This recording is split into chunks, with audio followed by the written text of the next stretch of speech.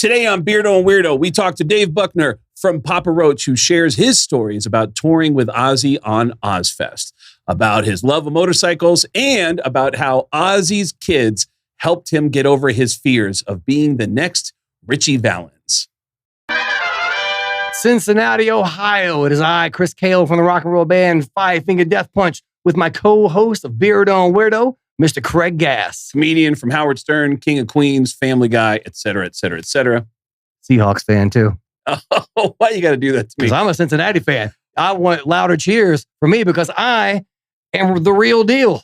We're coming to Cincinnati is what's important. We're going to be at the Madison Theater on Friday, October 17th, doing stand-up comedy and recording a live episode of Beardo and Weirdo. MadisonTheater.com. Also, get your tickets at getgas.com. Getgas with 2 S's.com. And I promise you one thing, Andy Dalton will not be in the building if I have anything to do with it. Wow, that is a strong statement. Woo!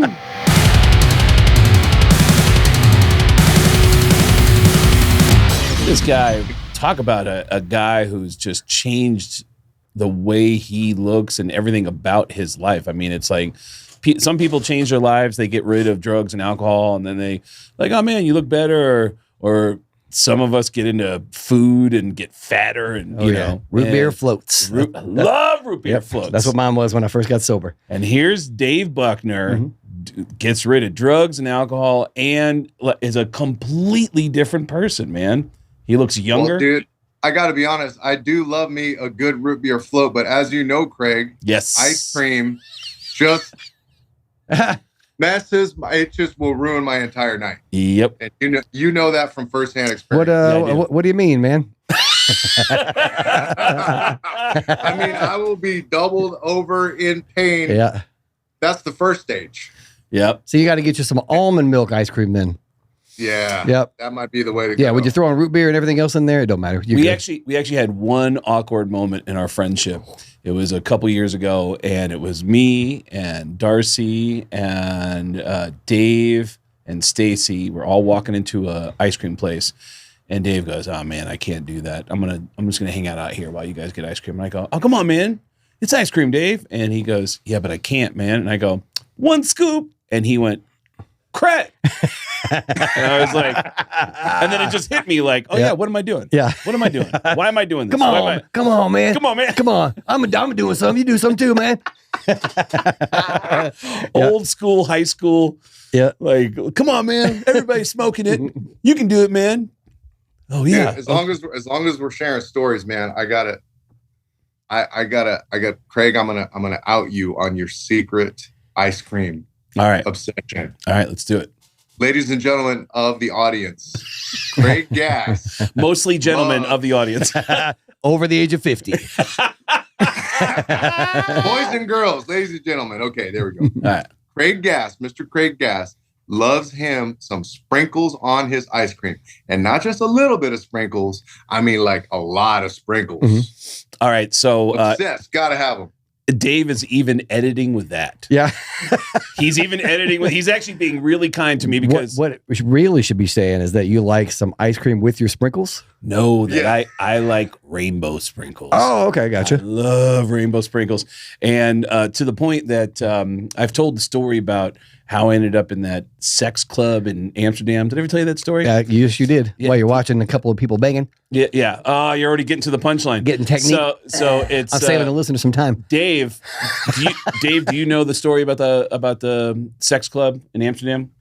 I believe I heard it once or twice, but all right. So please, it's on the way to the sex on the way to the sex club. I passed by a Ben and Jerry's. There's a Ben and Jerry's right in the heart of the red light district in Amsterdam. We're on the way to the red light district, and they made their own waffle cones. And I always do this move when I am alone. I'll pretend that my girlfriend is with me, and I'll say, "Hi, yes, I'd like to get a couple scoops of chocolate chip cookie dough, please. And could you?" She likes rainbow sprinkles. Just put some rainbow sprinkles on there. Can you put more, please? She likes extra. And I'll commit all the way to the door. Open the door, go, honey. And then once I get past the Ben and Jerry's, and So, anyways, yeah, I do love rainbow sprinkles. Love them, love them, love them.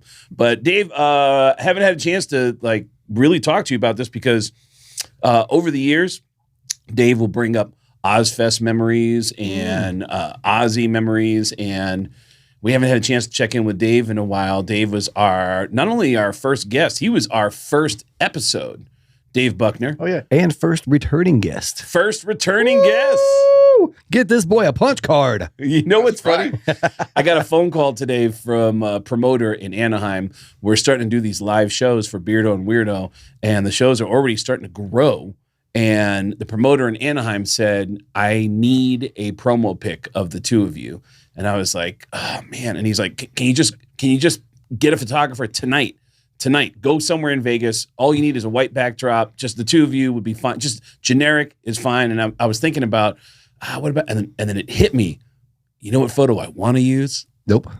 The three of us on that car. That is one of the coolest photos that's ever been taken of me. And it's because the two of you. Was classic. That photo was classic, dude. I got to tell you. That photo, we'll drop it right here. With Alex, drop it right here. That it's the photo of us on your classic car. In the driveway of Planet Hollywood. Okay. Oh, yes. Yeah. And you mean the no longer my car, the Vegas Pet Rescue Project car. That's right. Yep. Chris Kale donated that car to charity because he's better. That's right. I saw on your Instagram, Chris. Good on you. Dude. Thank you. Awesome, man. Yeah. I don't know if I could bring myself to let go of a car like that. Man, that's one of those things where beautiful. I was like, I drive it maybe 10 times a year, probably. I don't know anything about fixing cars. So anytime anything happens to it, that I've got to like go off and do something to it. I'm just like, you know what? The Vegas Pet Rescue Project is looking to, right now they're currently just doing like fostering and whatnot. So they have 0 facilities. It's all like in people's houses and whatnot. And they really want to have their own facility. I saw that and I was like, hold on, I'm not using this car very much. This is an opportunity for me to give back and give that car to them where they could auction it off. They're actually doing a raffle. So if you go to Vegas Pet Rescue Project on Instagram, they have available raffle tickets for that. Nice. And they're going to be giving that away, raising money to be able to have their own facility. That way they can house animals, have in-house vet technicians and whatnot working on them. So super stoked for that. And I was really happy to be able to donate that.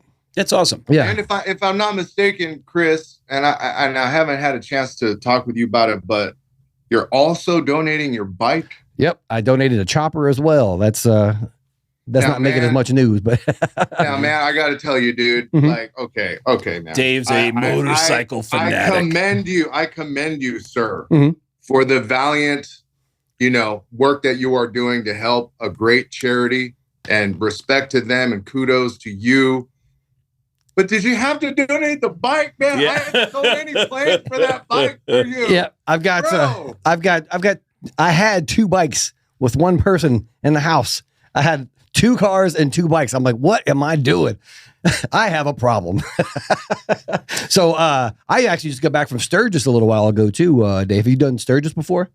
I have, man. I've done it a couple times as a performer, but I've never ridden there. I've never ridden to Sturgis. So that is one of my bucket lists. Next year, if I'm off, you and I are going. Let's go. Let's do LFG, it. LFG. Let's go. This was the first year where I actually came in a day early to do a charity motorcycle ride. And I had a full day to actually enjoy Sturgis. Be in Sturgis. We always do the same thing where we fly in, we play the show, and we leave. So I never got a chance to do like the Sturgis stuff. My God, the amount of roads that are out there and just seeing thousands upon thousands of bikes out there. It's an incredible vibe, and I highly recommend it. Indian let me borrow a motorcycle while I was out there, and I am hooked on Indians now. Nice. Well, Buckner is obsessed. Dude, I actually just got back. I just got back from a 2,000-mile motorcycle trip. I saw that. I saw that too. The Four Corners rally, man, and that was just, oh man, beautiful, man. I saw the face of God in the side of the Rocky Mountains, man. It was just gorgeous. The ride up we got torrential rain the whole way up to Four Corners. It finally cleared up like maybe the last like couple hundred miles or so, but we were just getting drenched, just pissed on the entire way. And once you're that wet, you just kind of got to commit. And you just, we just went and like we were just mobbing, the speed limit, of course.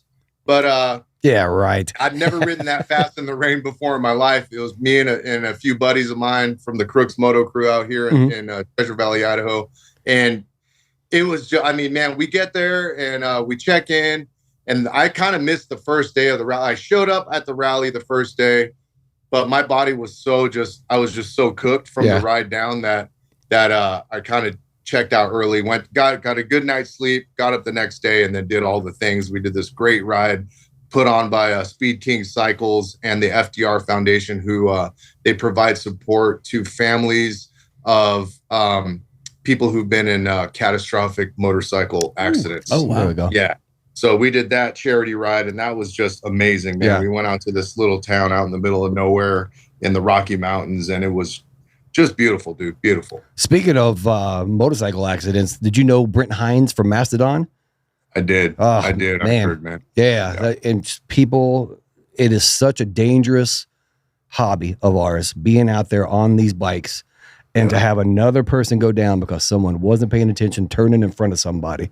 Do you have any particular Brent Hinds stories? Because I've got one that I'll share, but if I want to give you opportunity first. You know what, man? I don't. I only crossed paths with him, a select few times in my career. And it was basically just like a handshake and a what's up, man. I never really got a chance to hang out with the guy. But yeah, just to your point, Chris, I mean, like, as much as I love it, and I know it's good for my mental health and the things that motorcycling provides me, it is just entirely unforgiving of, inattention, incompetence, or, crazy behavior. I mean, like, it's just, you have to be on point at all times. Absolutely. When you're on man. Have you had any close calls on your bike? A few. I wouldn't call them close. I mean, like, I wouldn't say they were close calls. They were definitely some times, and it's always the left turn. Either it's coming out, a car will be coming out of a street. You're motoring down the highway, or like the street, boulevard, or whatever, and it's always a left turner in a car. Always. Whether they're coming out from the side of the street or left turning in front of you. I've had a few butt clenchers, so to speak, and where you have to maneuver quick and you have to be on your game, but yeah, it's happened. Yeah, it's happened for sure. The one hang that I had with Brent Hinds from Mastodon, they had played, I think, Sam Boyd Stadium out here for some festival or something, and I was at the House of Blues watching Chimera, and Mastodon came over to the show after, and we were all hanging out, and I knew the drummer Brian a little bit, and I told him, I was like, hey, you guys want to go over to the Double Down? He's like, yeah, let me grab Brent and we'll head over there. So we're driving over to the Double Down. I don't remember what my car was at that point. I don't even remember what year this was.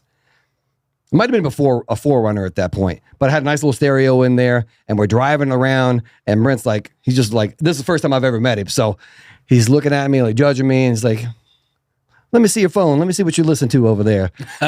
So I pull it up, and he's going through, checking out all the songs on there. And then all of a sudden, he pulls up a song, hits play, Foreigner, Jukebox Hero. Yes. And he had this wonderful perspective of you're playing the whole song, and it gets to the chorus. Jukebox Hero. And it's got that guitar in the background. Dun, dun, dun, dun, dun, dun. Yeah. He goes, somebody wrote that and got paid for it. Yeah. So that was Brent's wonderful mind at work right there. He focused on that one player's playing that note and getting paid, making that Foreigner money. He was joking around. He's like, yeah, that guy probably just sitting around the whole time. Like, man, I got to add something to this song. Okay, hey, man, I got something. 3 houses later, he's paid. I've got one Brent Hinds story. Let's go. A friend of mine reminded me of it. He said, remember when we were in that recovery meeting in England and there was a guy outside who kept yelling, where's the beer? Where's the beer? And then they opened the door. Is there any beer in here? And we're like, nah, man. All right, cool. He goes, that was Brent Hinds. Get out of here. Yep. We're in the middle of a recovery meeting. The consummate wild man. He was so fun. So fun. Yeah, that was crazy. But we got a limited amount of time here to get into it, Dave. But you should see all his notes he's got for you over here, Dave.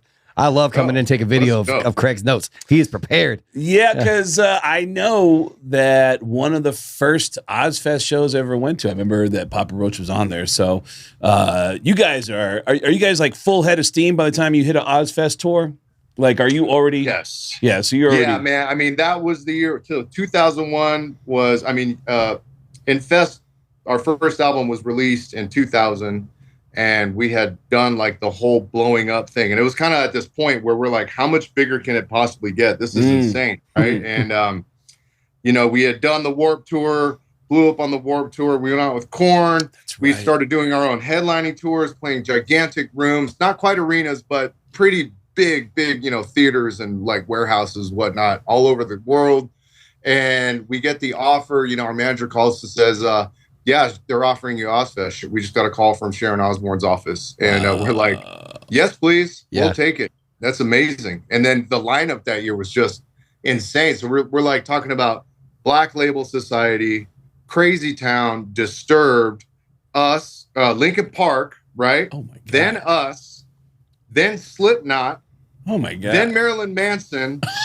And then Black fucking Sabbath, dude. I mean, but Ozzfest that year. Anybody that all original lineup too. Anybody that we would have heard of though?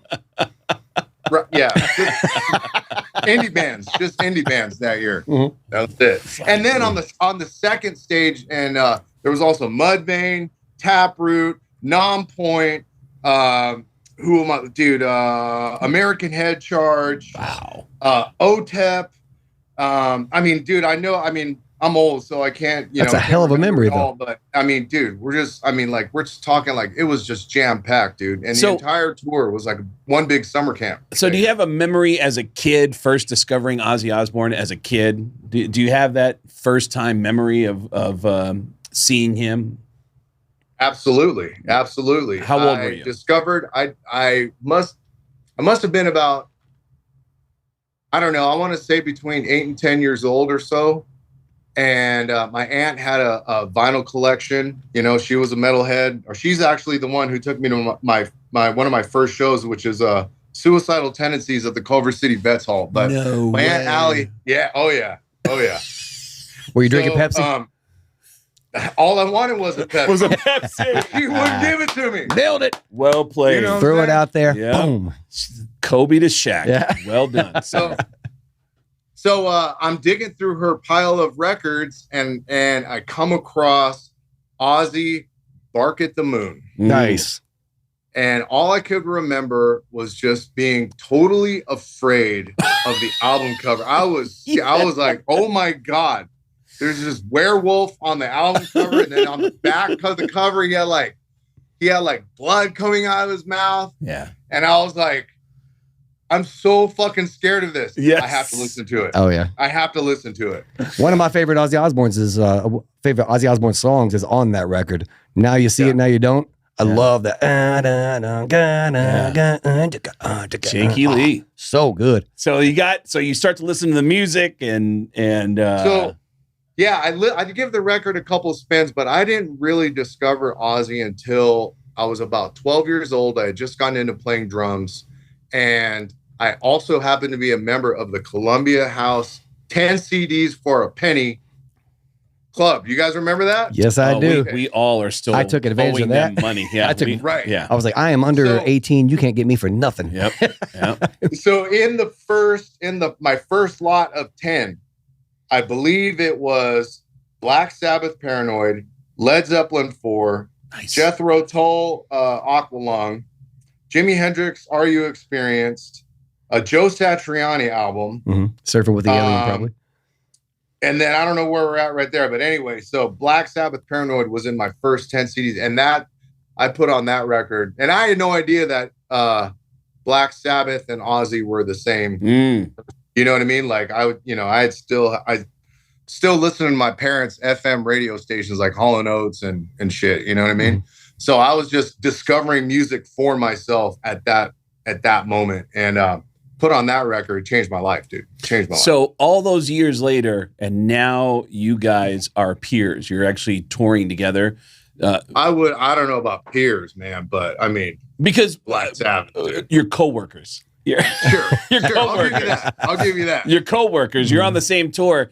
Is that the first time you actually meet Ozzy? Is on that Ozzfest tour? It was. We got an introduction, I believe, super early on in the tour. Just like, you know, he came around and said hi to all the bands that were playing. Okay. Just a quick meet and greet type thing. Craig, you know about meet and greet. A meet and greet. Wait, you telling me he put you in the meet and greet? This is a meet and greet, yeah. man. It feels like a meet and greet. So, but he came to our dressing room, him and Sharon and the staff, and you know, just kind of introduced himself, said thank you for being on the tour and welcome. And the thing I remember about it is just from day one on that tour, they were just so accommodating. Like, and I'm speaking about both Ozzy, Sharon, and even the kids. I mean, the kids were on that tour the whole time, and meeting them, and I think they couldn't have been more than like 15, 16 years old, but they were just so like the family. I mean, just the Osbourne family, dude. I have to say that, I mean, of all the wild and crazy Ozzy stories that I hear, right? I hear more stories about how gracious and accommodating and generous and kind and supportive the Osbourne family is of the entire metal community. And you know, they took a shot on our band that year, and we had a blast. And I got to watch Black Sabbath every fucking night. I would watch from either front of house or somewhere as close as I can get to side stage. I don't know if they were allowing anyone on the side of the stage, but you know, as close as I could get, man. I watched every night, dude, until the end of the run. Did you do any other Ozzfest? Did you do one or more than one? That was it. Just the one. Just the one. Yeah. All right. So stories have come out about this Ozzfest tour that you were on, and there's craziness about you and I have a mutual friend who. How do we even describe that story? That with there were girls at a party, and then there was a souvenir from one of the girls that ended up staying on the tour. Yeah, is that story not fully leaked yet? Because we're gonna have that guy on in the next few weeks, and hopefully I'll give you a little teaser. We're talking about Mike Inez. Yeah. Okay. And he's got one hell of a story. Mike Inez from Ozzy Osbourne. He was Ozzy Osbourne's bass player first, and now he's in Alice in Chains. Yeah. Very, very good friend of mine. I love that dude. He's a beautiful human being. Beautiful human being. Yeah. With a wonderful story about Ozzfest. Yes, I'll tell you that. Yeah. Yep. And wasn't that tour the one that you guys got in a little bit of trouble with Sharon? Little bit. Yeah. Little bit. On that tour, I believe the venue was, I think it was New Jersey. PNC. It was an amphitheater in New Jersey. Yeah. It was an amphitheater. So whatever the amphitheater is over there. Yeah. PNC, Bank Arts Center, whatever. Yeah. And I guess it had rained either early that morning or the day before, so there was a lot of mud in the grass area, the grounds where the like general admission is. Yeah. And Kobe noticed like someone had flung like a chunk of mud at the stage while we were playing, and Kobe, you know, he proceeds to say, "Was that mud?" He's like, "Oh, fuck it." He's like, "Start a riot." He's like, "All right." He literally said, "Start a fucking riot." He's like, "I want to see all the mud." Matter of fact, he's like, "Pull up. I want to see chairs." And like, next thing you know, there's like mud being flung at us, and like people are going crazy trying to climb on stage. And there's like, I see folding chairs going through the air. Anarchy. And yeah, it was pretty wild. Yeah. And apparently during our set, someone had called the cops, or if they were on premises or something like that. Yeah. So They were definitely we on get off premises. stage, and then somebody from Ozzy's camp says, "Yeah, the cops have been called. You're going to be charged with inciting a riot, and you need to get the fuck out of here." So Whoa. Sharon actually, I forget who it was, but she got Kobe they snuck him out of the venue in the trunk of a car. No. So that he wouldn't be hemmed up by the popo. Whoa. Yeah. I didn't know that she part did, of the story. She did that for us. Yeah. Yeah. Wow. So they drove him off grounds. You know, the cops, you know, the rest of the afternoon are looking for Kobe. He's nowhere to be found. See, now, And then the next day, at the next show, we get a walkie-talkie notification, you know, one of our crews in there. Yeah, Sharon wants to see Jacoby in the production office. Mom's calling. And so yeah, Kobe had to go to the principal's office and get his. He had to get his spanking, and apparently Sharon gave him the what for. Yeah, she was like, yeah, and like I think there was like we potentially could have been kicked off the tour. All the things, right? All the things. We're like, oh man, this is crazy. But ultimately, she forgave us, and we got to finish out the tour, and we had a blast. There's another story too that no one really knows, but so during that tour, so a lot of these venues that we play, whether some of mostly the amphitheaters, but some of the arenas, the venues like the campus, the grounds are so big that they have golf carts for production to get them back and forth around, right? You know about this. Yeah. Well, earlier, I want to say the year before, we had gotten some award from the Swiss Universal label, like Universal Switzerland gave us all these Swiss Army knives with our name and UMG. And so digging, you know what a Swiss Army knife is. It has knives and has a bunch of like little tools. Well, I found out pretty early on in the tour that one of my little tools on my Swiss Army knife, I could jam it in the ignition of the electric golf cart and not need a key. So I was the man on that tour. I was stealing, and everyone who had a Swiss Army knife with that particular tool, we would steal golf carts every day and every night after the show. And we'd just be mobbing around like we were doing like some crazy jackass shit, like jumping curbs and like, yeah.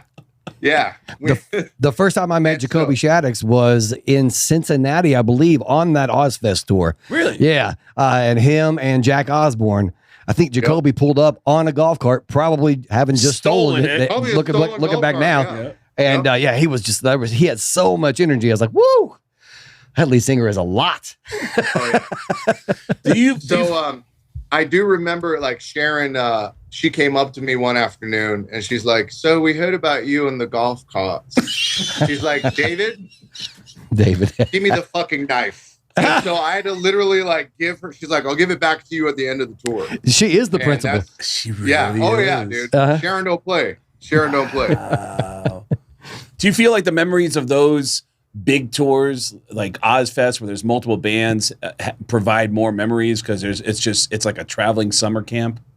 I think so, man. I think so. And talk about like what it fosters such camaraderie among like, because a lot of times, you know, like maybe like when you're on tour, if you're lucky, like you'll bro down with like some of the other bands.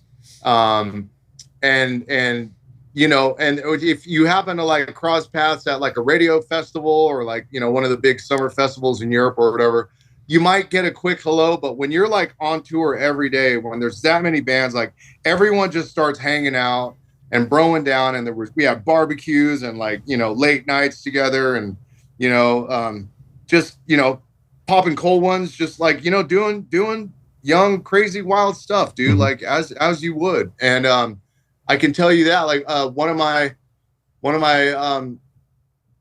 great friends, like to this day, like Chad from Mudvayne, right? Like, you know, I met him basically on the Ozzfest tour. Yeah, he lives there in Vegas. Actually, Dave brought me to his house. Oh yeah, for a Super Bowl Sunday. We actually went on a motorcycle ride when Dave was out here. That's right. Yeah, that was a lot of fun. Yeah, so I'll pull up that picture as well. Put that in there too. So Dave, hell yeah. So Chad is one of the friendships you made from the Ozzfest tour. And absolutely. Any other friendships that started from Ozzfest that you remember? It was also like my first time like hanging with Manson and then the Slipknot guys. Yep. Manson actually gave me my first shot of absinthe on that tour. Really? If I remember correctly. Yeah.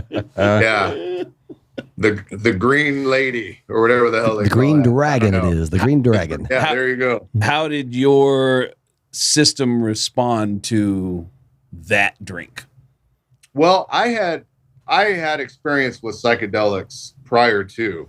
So I kind of knew what I was in for. It's a totally different, like, dude, it's an alcoholic drink, but there's like other stuff. And I mean, like you literally will hallucinate on absinthe. And from what I remember, like everything turned green. Like my entire field of vision was like green tinted. It was like looking through green glasses. Yeah. Wow. And yeah, I was saying some things maybe. I don't know. So yeah, it was fun. I'm guessing you watched the Birmingham show. Or were you like catching clips of it? Did you watch the live stream? I caught clips. I didn't watch it from front to back, but I definitely caught clips of people that I wanted to see. I wanted to see Alice in Chains. Yep. I wanted to see Youngblood, dude. Can we talk about Youngblood real quick? Youngblood, man, just killed the entire. Like, he's the standout to me of the entire show. And then obviously I watched Sabbath and the drum off between Travis and Danny Carey and Chad Smith. That was awesome. Mm-hmm.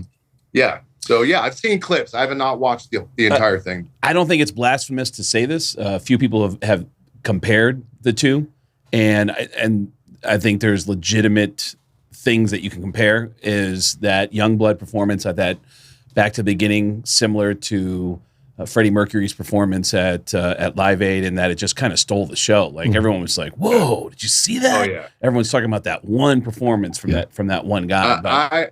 I really think Youngblood took his game up a notch, if not a few. He elevated up the echelon on that just by that one performance. Fearless. Yeah. Where were you when you heard the news that Ozzy had passed, and did you believe it?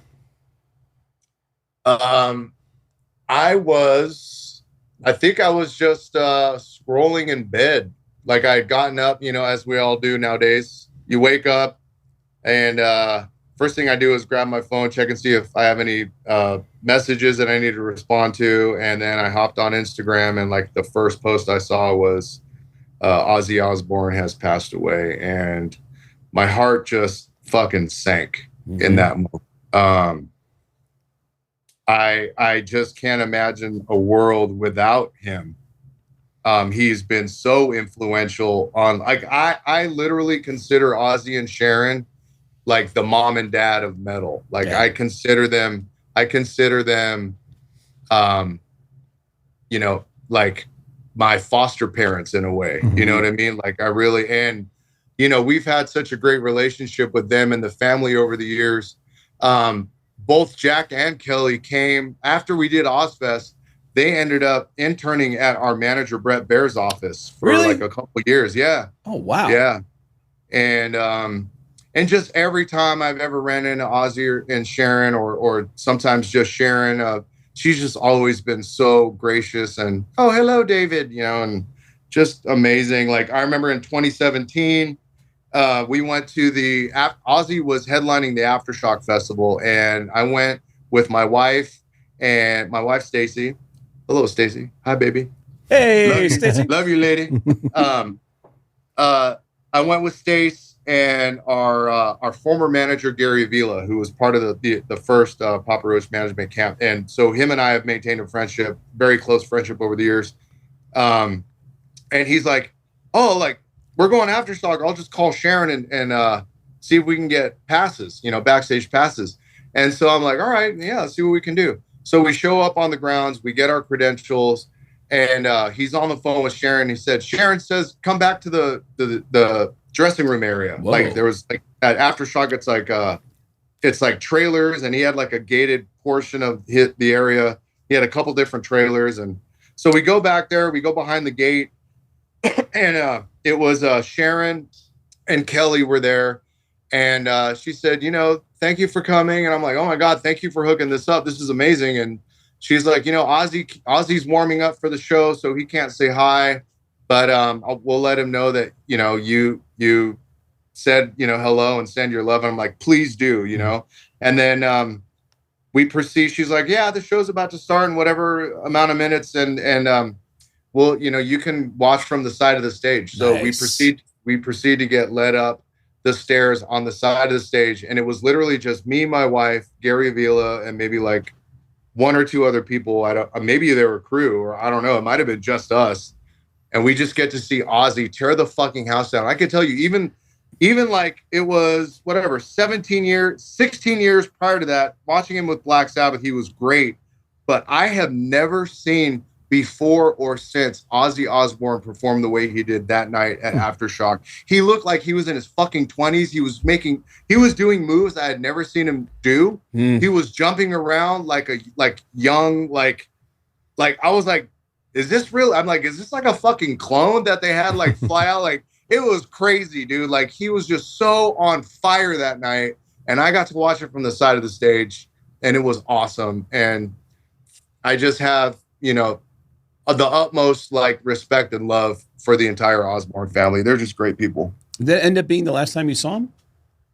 That was, yeah. But you know what? I do have a story that happened on the Ozzfest 2001 that I haven't shared yet, and I'd like to share that. Please. And this is, I saved it for last because it's really like one of the greatest things that's ever happened to me in my musical career. So I was at catering one afternoon, eating my lunch, and I was sitting at a table by myself just because that's what I like to do. If I can find a little corner and just like chill and like, eat my food, whatever. So I found a table where no one was at, went and got it, chilling, eating my grub.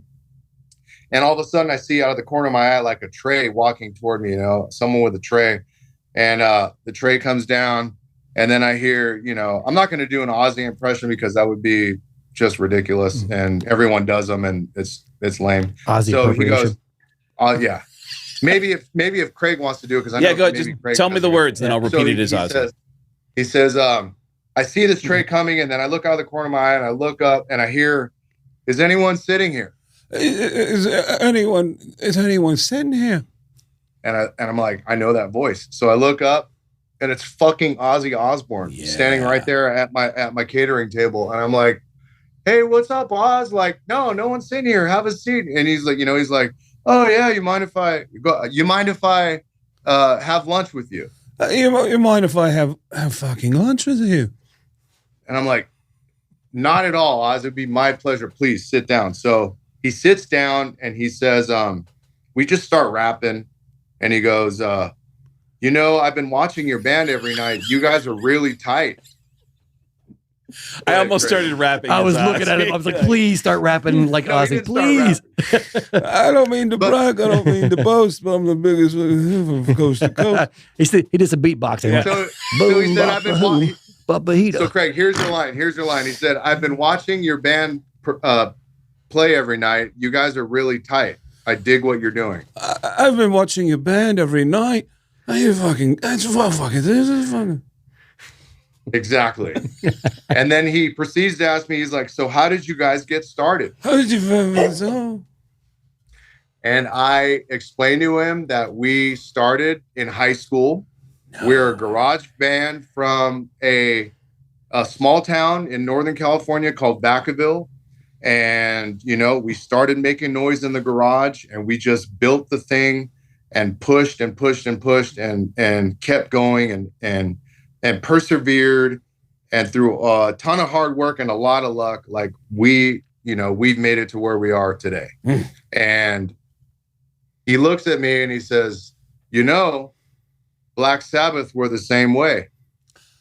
Nice. And my heart was filled that day. I was like, this is one of the greatest things that anyone has ever, like, my musical hero is telling me, he's just to be so relatable and so humble in that moment. You know what I mean? Like, like he's fucking Ozzy Osbourne, and he's like, yeah, man, my band started out like that too, man. Good on you, you know? And it's just one of the coolest things that's ever happened to me. And I got to and we sat there for a good, 20, 25 minutes talking and with no one else around. Like, there was nobody. I would think that, when you meet Ozzy, there's always some sort of, it's that some sort of staff or, there's people always trying to get in his ear and whatnot. But for that moment, for that lunch on that Ozzfest 2001, it was just him and I at a table having a chat. And it's one of the coolest fucking things that I've ever experienced. I love that. I love that you got to have that moment. The stories about him are so really normal blue collar stories, and that he didn't have any airs about him, that he was just, I heard Bill Burr say recently that Ozzy could have been a stand-up comedian, and I agree 100%. His perspective, the way he would just constantly poke holes through shit, I think he would have been a great stand-up comedian. But it is a surreal experience, though, because he is a cornerstone of life for people who love music that you just can't imagine him not being on this planet anymore, right? Yeah, man. The energy is still here, though. Yeah, for sure. I mean, Ozzy and his music, whether it was Black Sabbath or his solo stuff or his appearances on other, duets and other stuff. I mean, like has changed the world. He's changed music, and in that way he will live forever. So, oh my God, dude. I have time. Okay. Do you have time for 2 more things? Please. Absolutely. The way your face just changed like that, we have to know what's going on. We want a tight machine here, sir. So, So, number 1, on that tour, I forget, there was some date that we all had to fly to. I think it was us, Disturbed, and Linkin Park had to take a flight from the East Coast to the West Coast for an MTV thing and then back to the East Coast. Okay. And it was well known at that time by everyone around that I had what I like to call Richie Valens syndrome, which means I'm young, I'm a Mexican young man, right? And I play rock and roll. And if I get on a fucking plane, I'm going to fucking die. Like and both me and Tobin felt that way. We're like I hated to fly. I always thought like, oh no, oh God, like, we're going to crash. And so before this flight, we're packing up our stuff. And Jack and Kelly, remember, like I said, they're like, I don't know, like 14, 15 years old, something like that. Yep. They come up to me and they go, Dave, we know you hate flying, but we have something that hopefully will help, settle your nerves. And each of them gave me like a little trinket. Like I think Kelly gave me like a little goofy Disney pin. Oh, that's and Jack gave me like this little, oh God, what I have both of them in my memorabilia box. It was like it was like a little I think they both gave me like little enamel pins, right? Okay. Of some sort. I know one of them was Goofy from Disney. And they said these are infused with the power of Ozzy. Nice. We have it because we're his children.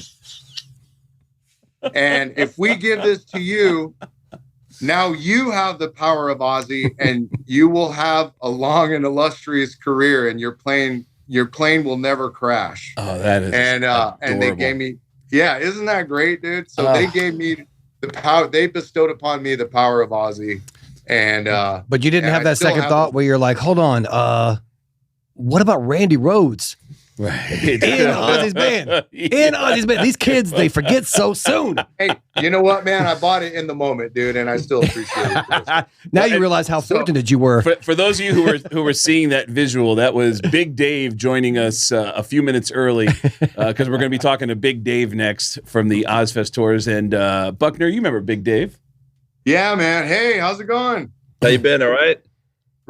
I'm doing great, man. I'm doing great. I'm just living my best life. Big Dave, by the way, do you recognize the man that you're talking to on that screen? I mean, we haven't told you who he is. Do you know who this is? And I just say because I was friends with him 20 years ago, and when we reconnected, I had no idea who I was looking at.